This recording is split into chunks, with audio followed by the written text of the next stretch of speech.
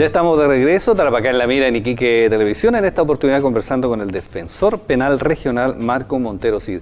Entregaba una cifra yo, Marco, antes de ir a la pausa respecto de los imputados que son inocentes. A ver si nos aclara un poquito esto. El 26% de los imputados son inocentes. ¿Qué significa eso? A ver, lo que pasa es que, mira, nosotros hemos estado haciendo periódicamente evaluaciones de lo que han sido los resultados que se han obtenido en juicio por parte de nuestros defensores penales públicos.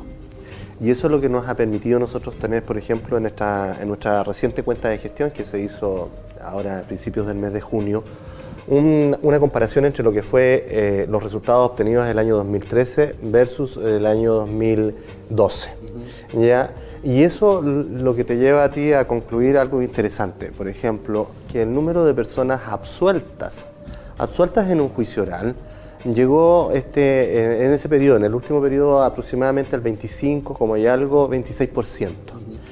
Luego, cuando tú comparas esa misma cifra y ese mismo dato con lo que es el comportamiento del año anterior, del año 2012, tú lo que encuentras ahí es que el porcentaje era cercano al 13-14%. Es decir, tienes más de un 10% de personas que fueron absueltas en un juicio oral en comparación al año anterior. Ahora, tú me dices... Eso es una cifra alta. Claro, ahora tú me dices, ¿eso habla bien de qué o habla mal de qué? Uno se podría preguntar, ¿cierto?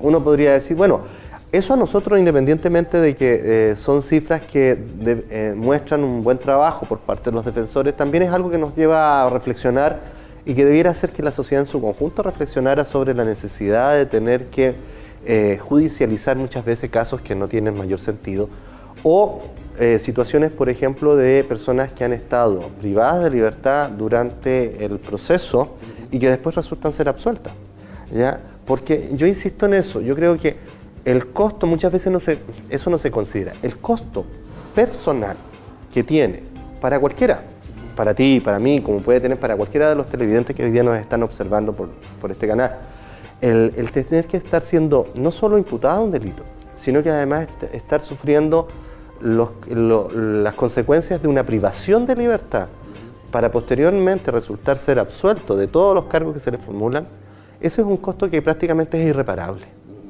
Hoy día, por ejemplo, veíamos en las noticias, a propósito de un caso bien mediático, que no sé si lo habrás visto en Santiago. Justamente te iba a preguntar por ese caso, porque ahí hay un joven, ¿cierto?, que está fue imputado de un delito grave. Los delitos sexuales son delitos graves porque desde el punto de vista de la connotación pública, ¿cierto?, la persona queda marcada para toda la vida, digamos. Exactamente. Bueno, pero ahí tienes un caso, por ejemplo, de alguien que estuvo 1 año y 3 meses o 4 meses privados de libertad.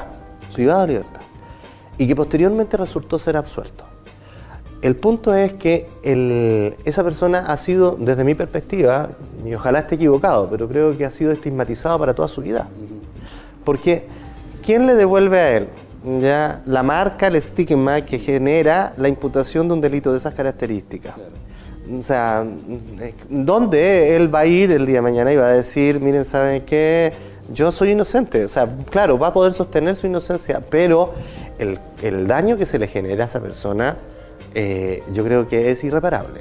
Y ahí se conocieron algunos antecedentes que realmente llaman la atención en este afán del persecutor, ¿cierto? Entiendo que del abogado querellante, uno de los abogados querellantes, que llega al extremo, digamos, de, entre comillas, fabricar algunas pruebas, ¿cierto? O algunos testimonios, que lleva al tribunal a decir que él faltó a la ética, cosa que me llamó mucho la atención porque no es común que esto ocurra, pero está el afán del persecutor que en definitiva, ¿cierto?, no se fija, digamos, no tiene miramiento en pensar que hay una persona y ahí hay una familia, además había una empresa, había un jardín infantil, en fin, que en definitiva están siendo destruidos por en este caso una mala acción, una mala conducta de un abogado.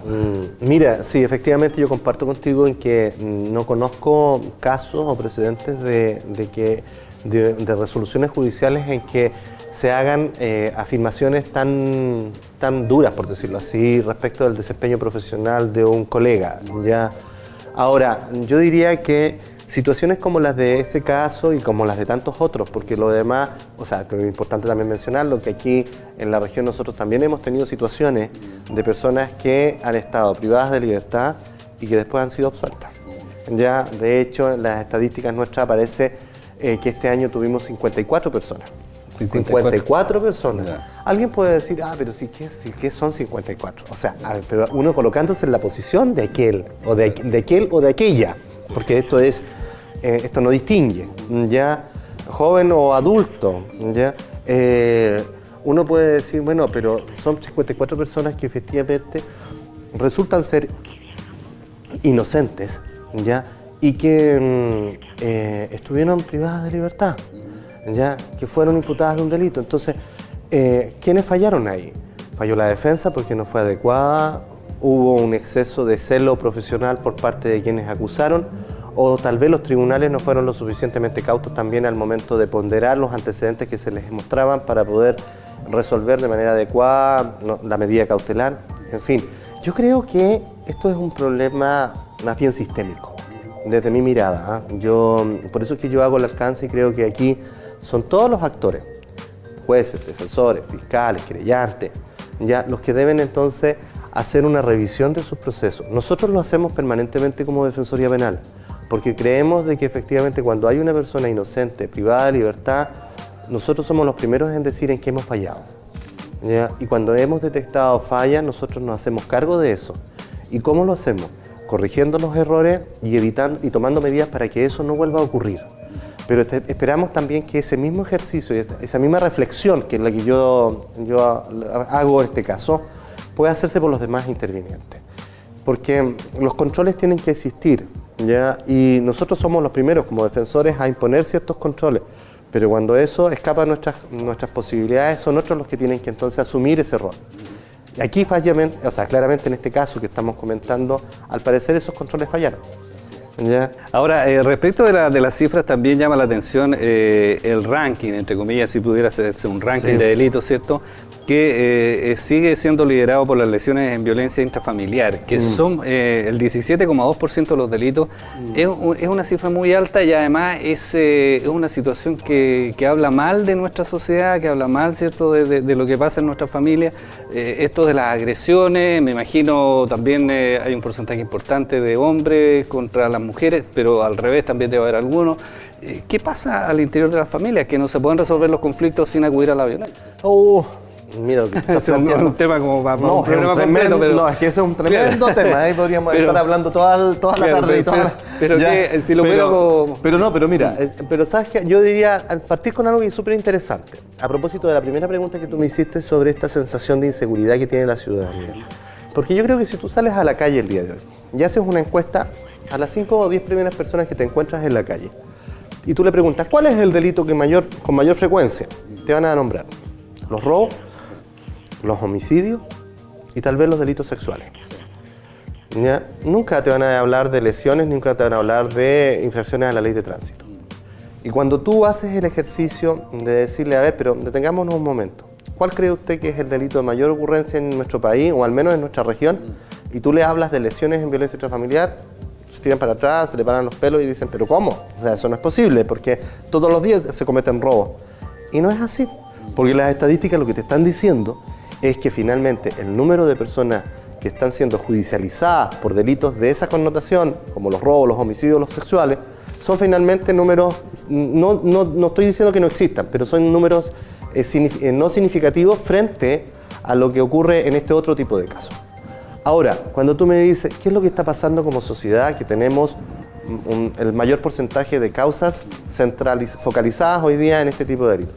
Yo diría que ahí estamos nuevamente ante un fenómeno social que es complejo, ¿ya? Porque lo que ocurre es que finalmente lo que demuestran esas cifras es que como sociedad no hemos sido capaces de poder entonces hacernos cargo de una manera mucho más integral de una problemática que sigue siendo, desde mi punto de vista, más bien personal o familiar, pero que ha sido trasladada al ámbito de lo penal por una manera más eficientista de tratar de resolver una problemática que desde mi punto de vista también creo que la vía penal no lo resuelve.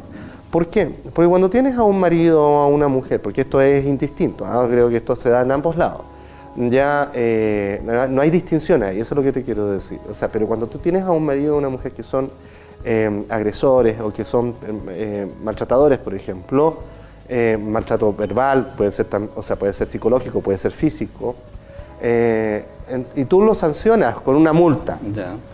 o lo sancionas con la prohibición de acercarse, no sé, al ofendido por un lapso de tiempo, lo único que estás consiguiendo con eso es simplemente inocuizar, ¿ya? O aislar de manera temporal a esa persona o a ese sujeto. Pero no lo estás tratando en el problema que tiene de base El y que conflicto de fondo, digamos, origina evidentemente que él o ella tenga una actitud agresiva, violenta frente a terceros y particularmente frente a sus seres que son más cercanos, más queridos.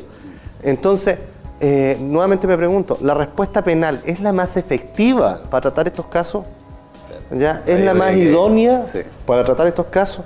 Pareciera ser que la respuesta es no. Sí. Pareciera ser que aquí lo que se requiere es más que una sanción pecuniaria o incluso una sanción privativa de libertad, que por lo demás va a ser temporal, Claro. porque la persona no la va a tener de por vida tras las rejas.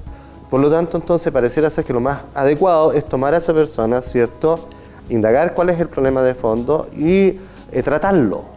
Tratarlo a él y hacer un acompañamiento también en él y su familia, que son el entorno más cercano que tiene. Debiera ir por ahí la solución. Debiese ir por ahí. Sí. Ahora, avanzando, digamos, nos quedan nada más un par de minutos. Sí. Las infracciones a la ley de tránsito, principalmente conducir bajo la influencia del alcohol, es Sí. otro delito importante, el 13,2%. Prácticamente entre estos dos hacen más del 30%. ¿Qué pasa con el tema de estas campañas que se han hecho y que uno dice, bueno, ya, y los casos que son tan dramáticos, además, ¿cierto? ¿Sigue siendo un delito recurrente, de un número alto? Que no hay caso, digamos, en buen chileno de que la gente pueda cambiar su conducta. Claro, porque ahí también tiene que ver algo tiene que ver con factores más bien culturales, ya que está asociado a eso. Ahora, yo debo decir que en el caso, por ejemplo, del endurecimiento de la sanción producto de las modificaciones que hubo a las últimas modificaciones a la ley de tránsito, efectivamente bajaron o disminuyeron lo que son las conducciones en estado de ebriedad. No del todo, pero sí disminuyeron. Con esta ley de tolerancia cero. Exactamente. Ahora, pero nuevamente volvemos al mismo tema. O sea, si tú tienes a una persona que ha sido reincidente en este tipo de delitos, ya resuelves el problema, no sé, privándolo de libertad durante 5 años, o resuelves el problema cancelándole su licencia de conducir, ya. No va por ahí el tema. Cuando lo que está detrás de eso tal vez es una enfermedad o es un consumo problemático, por ejemplo, de alcohol o de droga, parece ser entonces que la solución debiese ser otra. Ya, y que finalmente lo penal, ya ahí yo retomo lo que te dije anteriormente, creo que debiese ser la última salida que finalmente el sistema, o más que el sistema, yo creo que la sociedad debe tener para resolver sus conflictos. ¿Ya? Lo penal es, como lo dicen los abogados, la penal es la última ratio.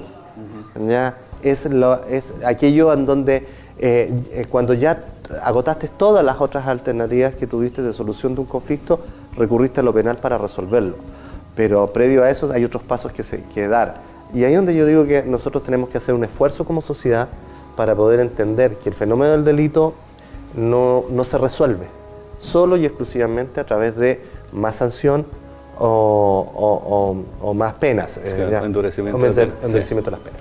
Ok, nos queda nada más 30 segundos y me gustaría, ¿cierto?, para la gente que no sabe de la existencia de la Defensoría o que no está muy al tanto, si en algún minuto tiene que recurrir, ¿cómo se hace, digamos? Mira, bueno, gracias por la pregunta. Yo les digo a los televidentes que nos ven hoy día y que nos escuchan, la Defensoría Penal Pública tiene hoy día oficinas en Iquique y tiene oficinas también en Pozo Almonte.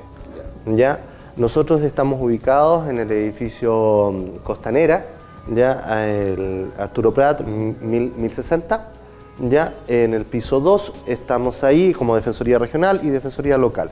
Tenemos, como les decía, en oficinas en Pozo Almonte y también tenemos una oficina de defensores penitenciarios ubicados en Alto Hospicio. ¿Ya? O sea que hay defensores penitenciarios que lo que hacen es prestar asesoría legal a las personas que son condenadas y que se encuentran hoy día cumpliendo condenas privados de libertad. Bueno, ok, queremos agradecerte, Marco, que nos haya acompañado en esta entrevista, ha sido muy ilustrativo, digamos, y por supuesto vamos a seguir conversando en otras oportunidades que en nuestro programa. Muchas gracias a ti por la invitación. ¿Ya? Conversamos hoy aquí en nuestro programa con el Defensor Penal Regional, Marco Montero Cid, aquí en este programa Tarapacá en la Mira. en Iquique Televisión. En esta oportunidad desde el restaurante Rialto del Hotel Sunfish.